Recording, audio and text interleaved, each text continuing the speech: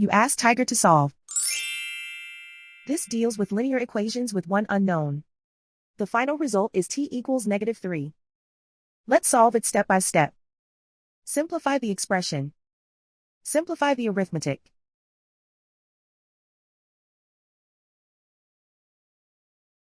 Isolate the t. Multiply both sides by 10. Group like terms. Multiply the coefficients. Simplify the fraction.